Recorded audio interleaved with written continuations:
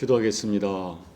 하나님 아버지, 저희가 참 하나님 말씀을 수없이 듣고 또 읽고 묵상하고 기도하는데도 참 지혜가 부족합니다. 오늘 저희들에게 이 새벽에 말씀으로 지혜를 주시고 우리 삶의 모든 상황에서 어떻게 살지를 가르쳐 주시는 가운데 아버지 말씀에 나를 격동할 때 내 영이 아름답게 반응하게 도와주시고 하나님 아버지, 나의 육체를 쳐서 복종시키면서 주님의 뜻을 이루어가는 복된 삶 살아내는 우리 모두가 될 수 있도록 은혜 베풀어 주옵소서. 새벽을 깨워 간구하는 교우들의 모든 간구가 아버지의 긍휼을 입도록 축복해 주시옵소서. 예수님 이름으로 감사하며 기도하옵나이다. 아멘. 느헤미야 1장 1절부터 5절까지 함께 합독하도록 하겠습니다. 하가라의 아들 느헤미야의 말이라. 아닥사스다 왕 제20년 기슬르월에 내가 수산궁에 있는데 내 형제들 가운데 하나인 하나니가 두어 사람과 함께 유다에서 내게 이르렀기로 내가 그 사로잡힘을 면하고 남아있는 유다와 예루살렘 사람들의 형편을 물은즉 그들이 내게 이르되 사로잡힘을 면하고 남아있는 자들이 그 지방 거기에서 큰 환난을 당하고 능욕을 받으며 예루살렘 성은 허물어지고 성문들은 불탔다 하는지라. 내가 이 말을 듣고 앉아서 울고 수일 동안 슬퍼하며 하늘의 하나님 앞에 금식하며 기도하여 이르되 하늘의 하나님 여호와 크고 두려우신 하나님이여 주를 사랑하고 주의 계명을 지키는 자에게 언약을 지키시며 긍휼을 베푸시는 주여 간구하나이다. 아멘. 느헤미야서는 회복의 메시지입니다. 느헤미야는 예루살렘 성벽이 무너져 방치되어 있다는 소식을 듣고 예루살렘으로 달려가 백성들을 독려하며 140년 동안 무너져 있던 예루살렘 성벽을 단 52일 만에 쌓아 올린 역사적인 사건의 주인공이죠. 그러나 느헤미야가 백성들을 일으켜 세운 것은 단순히 성벽이 아닙니다. 무너진 성벽은 사실은 무너져 있던 이스라엘 백성들의 신앙, 그들의 영적인 정체성, 이런 것들을 대변한 것이었어요. 결국 느헤미야는 무너진 이스라엘의 신앙을 일으켜 세운 것입니다. 이 느헤미야서를 우리가 묵상하면서 우리의 소망, 기대가 뭐냐 하면 어쩌면 나도 모르게 침체되어 있는 내 신앙, 또 어쩌면 무너져 있을지도 모를 우리의 신앙을 점검하고 과연 나에게 일으켜 세워야 할 것이 무엇인가를 깨닫는 기회가 되기를 소망하는 마음으로 이 새벽의 말씀을 전하려 합니다. 먼저 오늘 말씀의 시대적 상황을 간단하게 정리해 봅니다. BC 586년에 바벨론의 느부갓네살 왕에 의하여 예루살렘이 완전히 멸망되고 성벽이 완전히 무너지고 성전은 돌 위에 돈 하나 남지 않고 전부 무너졌습니다. 그리고 성전에 있는 모든 기구들은 다 바벨론으로 가져가 버렸고 유다 땅에 쓸만한 사람은 전부 포로로 끌고 갔습니다. 그런데 그 강력했던 대국 바벨론이 메대와 파사의 연합군에 의하여 멸망됩니다. 그리고 다시 이 바사가 페르시아가 메대를 멸망시키고 천하를 통일합니다. 그때 페르시아의 고레스 대왕이 유대인들에게 고국으로 돌아가도 좋다는 칙령을 내려서 1차, 2차에 걸쳐서 수르바벨과 에스라의 주도 아래 많은 유대인들이 귀국해서 유대 나라와 성전을 재건하는 운동을 하게 됩니다. 그 다음 고레스 다음 왕이 오늘 말씀에 등장하는 아닥사스다 왕입니다. 이 본문의 시대는, 이대 시대는 이게 BC 586년 남유다가 멸망된 지 거의 140년이 지난 BC 444년이나 5년경에 일어난 사건입니다. 자, 1절을 보니까 느헤미야에 일하는 곳이 수산궁입니다. 페르시아 왕의 거주하는 궁궐이죠. 느헤미야의 직책은 술 맡은 관원입니다.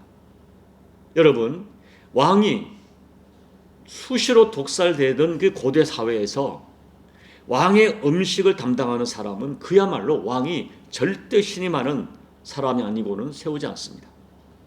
자신의 생명을 맡겨야 할 사람이니까 가장 믿을 만한 사람으로 신뢰를 받는, 그러니까 당대 최고의 신분이 술 맡은 관원장입니다. 이 고대의 느헤미야가 가졌던 술 맡은 관원장은 대단한 권력자입니다. 우리로 말하면 비서실장이나 경호실장이 해당하는 직책이죠. 왕을 매일 대면합니다. 모두가 부러워하는 명예, 부, 권력을 누리는 자리입니다.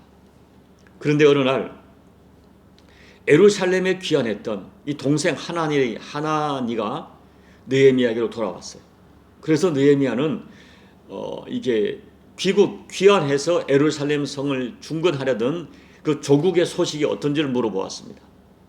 근데 동생은 매우 좋지 않은 소식을 전해주었어요. 3절을 보십시오. 사로잡힘을 면하고 남아있는 자들이 그 지방 거기에서 큰 환난을 당하고 능욕을 받으며 예루살렘 성은 허물어지고 성문들은 불탔다고 알려주었어요. 자, 1차, 2차에 걸쳐서 귀환한 유대인들이 무너진 예루살렘 성벽 복구를 시도했지만 사마리아 사람들의 강력한 방해 공작으로 성벽 건축이 중단되어 있었고 성문은 여전히 불에 탄 채로 있고 성벽도 무너져 있고 백성들은 환난을 당하고 능욕을 당한다 하는 소식이었어요. 그때 느헤미야가 어떻게 반응합니까? 여러분, 사실 느헤미야는 예루살렘에도 태어나지 않았어요. 예루살렘에 한 번도 가보지 못한 땅입니다. 예루살렘은 지금 전쟁으로 완전히 폐허가 되어서 140년 동안 무너져 버려져 있는 땅이에요. 그곳에 남아있는 가족 중에 친족이 있다는 이야기도 없습니다. 그리고 그곳에 남아있는 사람들은 가난한 사람, 힘없는 사람, 그리고 그 주변의 이방인들에게 능욕을 당하고 비참하게 살고 있었어요. 반면에 느헤미야는 아버지 때에 포로로 끌려와, 할아버지 때 포로로 끌려온 것 같아요. 끌려와가지고 갖은 노력을 해서 지금 죽으라고 노력을 해서 이 바벨론 땅에서 또 페르시아 땅에서 크게 성공을 했습니다. 왕의 신임을 받으며 부족함 없이 살고 있어요. 이런 상황에서 비참한 상태의 고국 이야기를 들었다면 어떻게 반응하겠어요? 느헤미야는 오늘 본문을 보니까 바로 금식하며 기도합니다. 어떤 생각으로 금식했을까요?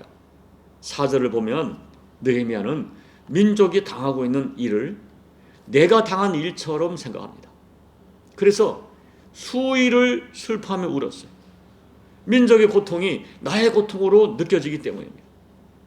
다른 사람의 배고픔이 내 배고픔으로 받아들여지는 것입니다. 다른 사람이 겪고 있는 능력을 내가 받는 능력으로 받아들이는 것입니다. 요즘으로 말하면 교회의 아픔을 내 아픔으로 받아들이는 거예요. 조국, 민족의 어떤 겪고 있는 아픔을 내 아픔으로 받아들이는 것입니다. 여러분, 우리가 다윗을 보면 다윗은 어느 날 문득 자기는 너무 화려한 백향목 궁궐에 살고 있는데 하나님의 성막이 수백 년 동안 초라한 이 천막으로 있는 것이 너무 마음이 아팠어요. 아마 이런 마음이 느헤미야의 마음이었어요. 본문에 정확히 기록되어 있지 않지만 이때 수일 울며 금식하며 느헤미야가 결심을 한 것 같아요. 무너진 예루살렘 성벽을 내가 가서 중건하리라. 여러분, 느헤미야가 1차, 2차 그 바벨론 그 귀환, 예루살렘에 귀환할 때 왜 귀환하지 않았는지는 모릅니다. 아마 왕이 너무 총애해서 보내지 않았던 것 같아요. 어쨌든 이때 지금 내가 여기서 풍요로운 삶을 누리고 권력을 누리는 것이 중요한 것이 아니라 하나님의 백성을 살리는데 내가 어떤 모습으로 쓰임받기를 결심했던 것 같아요. 여러분, 강대국의 왕국에서 왕에게 인정받으며 잘 먹고 잘 살고 편안하게 살 수 있는 느헤미야가 뭐가 아쉬워서 폐허가 된 예루살렘을 재건하는 고난의 길을 선택했겠어요.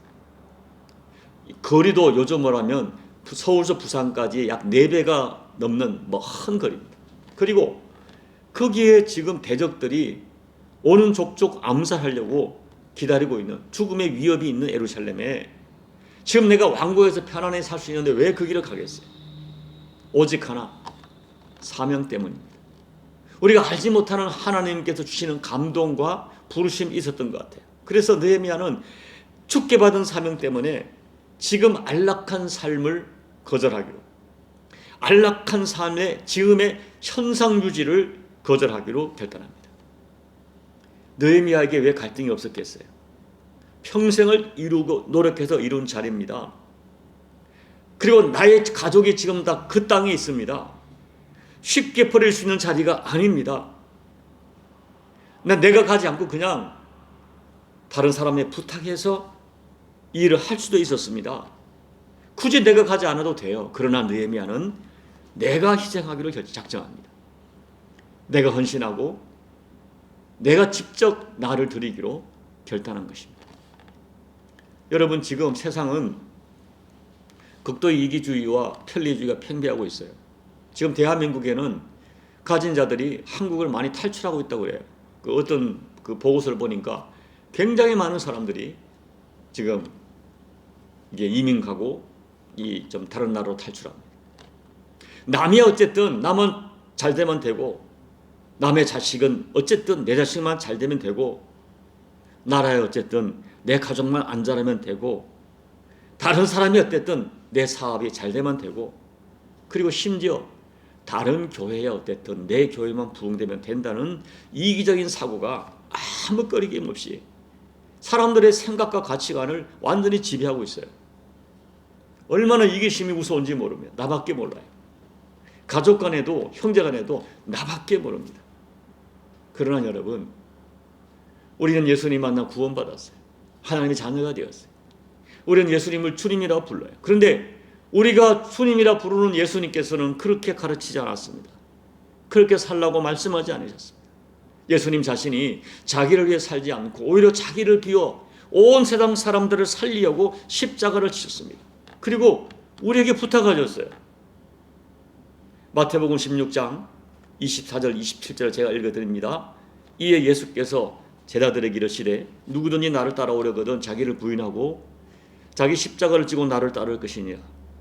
누구든지 제 목숨을 구원하고자 하면 잃을 것이요 누구든지 나를 위하여 제 목숨을 잃으면 찾으리라. 사람이 만일 온 천하를 얻고도 제 목숨을 잃으면 무엇이 유익하리요? 사람이 무엇을 주고 제 목숨과 바꾸겠느냐? 인자가 아버지의 영광으로 그 천사들과 함께 오리니 그때에 각 사람이 행한 대로 갚으리라. 주님은 주님 자신처럼 우리 각자에게도 자기를 부인하고 너에게 주어진 십자가를 지고 나를 따르라 말씀하십니다. 그리고 말씀하세요. 온 세상 영광을 다 누린다 하자. 그런데 자기 목숨을 잃어버리면 그가 누리는 세상 부귀 영화가 무슨 의미가 있느냐라고 물으셨어요. 그리고 말씀하기를 주님께서 영광 중에 아버지의 영광 중에 천사들과 함께 다시 오실 때에 각 사람이 행한 대로 갚아주겠다고 약속하십니다. 오늘 왕궁에서 편안히 누리며 사는 것보다 무너진 성벽을 재건하기 위하여 모든 평안을 버리고 고난의 현장으로 달려가는 느헤미야의 선택, 여러분 주목하시기 바랍니다. 이것이 세상 사람들은 이해할 수 없는 하나님을 섬기는 백성들, 예수 믿는 사람들이 걸어가는 인생 선택입니다. 모든 사람이 느헤미야처럼 이렇게 지금의 평안을 버리고 고난의 길을 가라, 그런 의미는 아니에요. 그러나 하나님의 부르심이 분명할 때 느헤미야처럼 주님의 뜻을 위하여 내 인생의 평안한 이 현실의 현상을 유지하는 것을 거절할 수 있는 믿음이 우리에게 요구되는 것입니다. 이제 말씀을 마칩니다. 보통 사람들은 좋은 환경이 주어지고 번영이 주어지면 그 번영과 환경에 안주하고 이제는 그 번영을 누리며 살려고 하는 것이 모든 인간의 모습입니다. 그러나 여러분, 그 번영된 현실에 안주하며 사는 것이 우리 인생을 정말 행복하게 만들어 주는 것이 아닙니다. 그리고 그 현실에 안주하는 것이 주님의 뜻이 아닐 수가 있다는 것입니다. 사랑하는 여러분, 우리는 지금까지 하나님의 은혜로 살아왔습니다. 하나님의 은혜로 구원받아 하나님의 자녀라고 하는 어마어마한 신분을 가졌고 그리고 내가 이 땅에서 누리고 있는 지금 크고 작은 모든 것들이 사실은 하나님의 은혜로 주어진 것들이에요. 그렇다면 하나님이 나에게 은혜로 주신 것들을 내가 어떻게 사용하며 살아야 됩니까? 느헤미야는 출세해서 명예와 부와 권력이 주어졌을 때 남들이 모두가 부러워하는 그 환경을 현상 유지하기보다 하나님 나라와 하나님의 뜻을 생각했습니다. 그리고 분명히 어떤 모습이든 하나님 부르심이 있었던 것 같아요. 그 부르심이 있었을 때에 고통하는 형제의 아픔을 내 아픔처럼 느끼며 기도합니다. 하나님께서는 그러한 느헤미야를 통해서 무너진 성벽과 예루살렘을 회복하게 하셨어요. 스룹바벨이 갔고 에스라가 갔지만 성벽을 건축하지 못했습니다. 140년 동안 무너져 있던 성벽을 이 느헤미야를 통하여 단 52일 만에 재건하게 하셨습니다.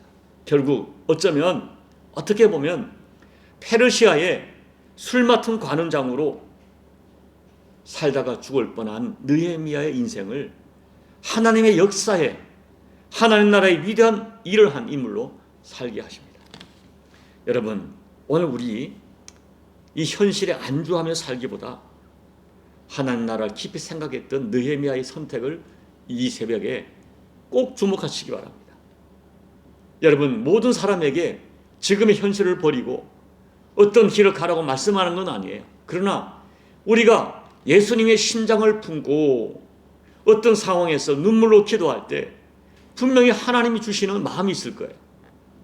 하나님 내 마음을 주실 때, 내 마음을 격동할 때 우리는 오늘 현실이라는 이 안주된 삶을 거부하고 내게 주어진 십자가를 지고 그 길을 선택할 수 있는 느헤미야의 믿음이 우리 가운데 필요합니다.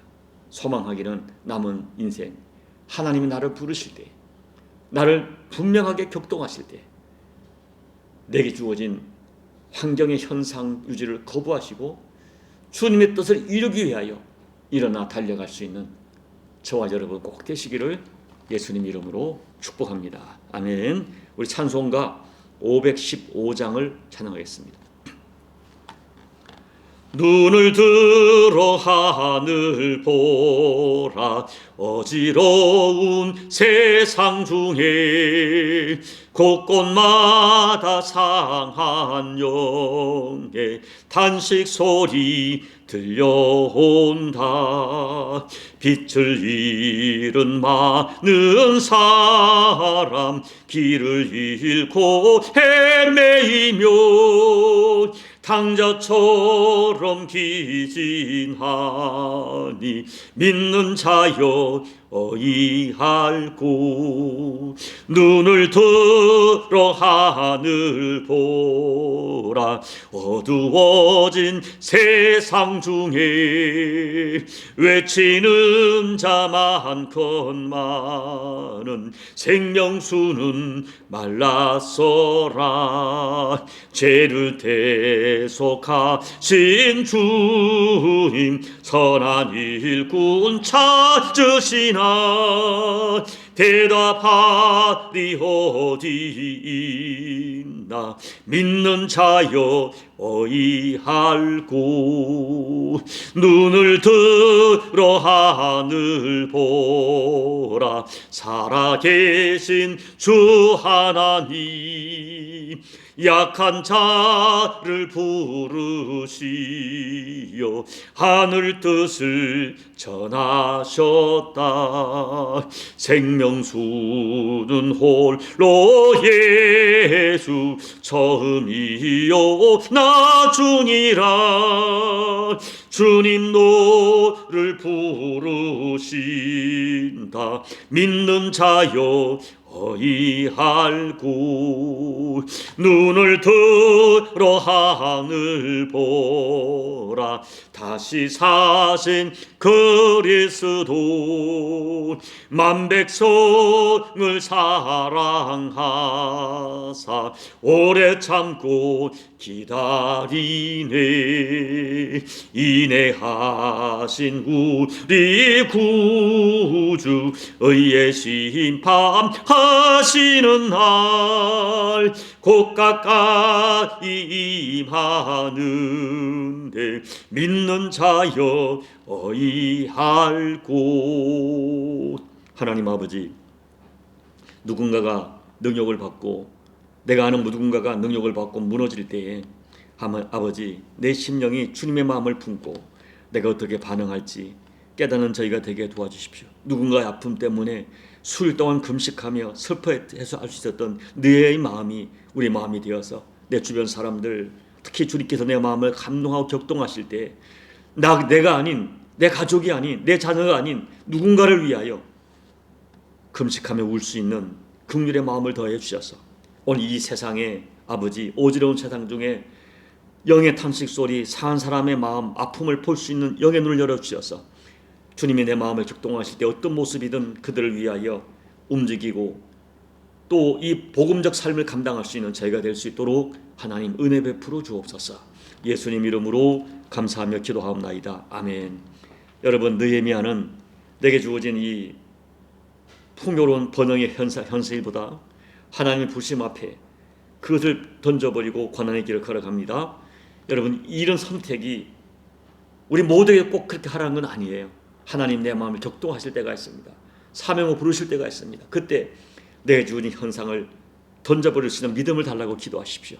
어떤 모습이든 남은 생에 주님 앞에 쓰임받는 인생 되기를 이 새벽에 다시 한번 결단하고 기도하시고, 우리 남은 십자가 교회가 말레이시아에서 어떤 모습이든 아버지께 뜻을 위하여 쓰임받는 교회가 될 수 있도록 여러분 중보하며 기도해 주시고, 조국 대한민국이 열방 앞에 쓰임받는, 열방의 무너짐을 위하여 쓰임받는 마지막 민족적 사명을 위해 기도해 주시고, 또 여러분 각자의 개인 기도로 예배를 마무리하시고 돌아가시기 바랍니다. 함께 기도하겠습니다. 하나님 아버지, 앞서간 믿음의 열조들은 참 멋있는 삶을 살았습니다. 내게 주어진 이 아버지 번영과 남들이 부러워할 만한 아름다운 환경 속에서도 주가 부르실 때에 그 길을 선택했습니다. 모세는 애굽의 그 왕궁의 화려함보다는, 왕자의 신분보다는 하나님의 백성에게 고난받기를 선택했습니다. 오늘 느헤미야가 아버지, 이 페르시아 제국의 그 번영의 자리보다는 민족과 함께 고난받기를 결정하고 아버지 부르심 앞에 금식하며 기도하며 그 길을 걸어갔던 것처럼, 아버지, 우리가 인생을 선택할 때 이와 같은 선택을 할 수 있는 믿음을 허락해 주십시오. 하나님 아버지, 아버지께서 기뻐하는 삶이 무엇인지 깨닫게 도와주십시오. 짧은 인생 한 번 왔다 가는데 이제라도 아버지가 부르실 때, 아버지가 나를 원하실 때 하나님 아버지, 그 부르심 앞에 쓰임받아 단 1년을 쓰임받더라도, 단 몇 년을 쓰임받더라도 아버지의 부르심을 위하여 일어설 수 있는 믿음을 허락해 주십시오. 이 종에게 그 믿음 주시고, 우리 교우들에게 그 믿음 주시고, 우리 남은 십자교회에 그 믿음 주시고, 조국 대한민국 교회에 그 믿음을 더해 주셔서 온 열방을 향하여 내 주변의 상한 생명들, 능력을 받으며 죽어가고 있는 자들을 위하여 하나님 아버지의 부르심 앞에 순종할 수 있는 우리 모두가 될 수 있도록 하나님 도와주십시오. 하나님 아버지, 무지한 저희를 깨워주십시오. 느헤미야의 마음을 주십시오. 예민한 심령을 주십시오. 아버지의 부르심에 들려지게 도와주십시오. 아버지의 격동하심 느껴지게 도와주십시오. 내 영이 깨어서 하나님의 소리를 듣게 도와주시며, 아버지의 음성을 듣게 도와주시며, 아버지의 만드심을 체험하게 도와주시며, 아버지의 부르심에 응답할 수 있는 민감한 영성을 더해 주셔서 아버지, 단 몇 년을 살더라도, 단 1년을 살더라도 아버지의 부르심 앞에 쓰임받는 저희가 될 수 있도록, 이 종이 될 수 있도록, 우리 교회가 될 수 있도록, 전국 대한민국 교회가 될 수 있도록 아버지, 우리 심령 속에 격동을 더해 주시고, 아버지, 맑고 투명한 아버지 영으로서 하나님의 부르심을 보고 들을 수 있는 저희가 될 수 있도록, 그리고 부르심 앞에 순종할 수 있는 믿음이 될 수 있도록 아버지 은혜 베풀어 주시옵소서. 우리의 영을 깨워 주시옵소서. 아버지,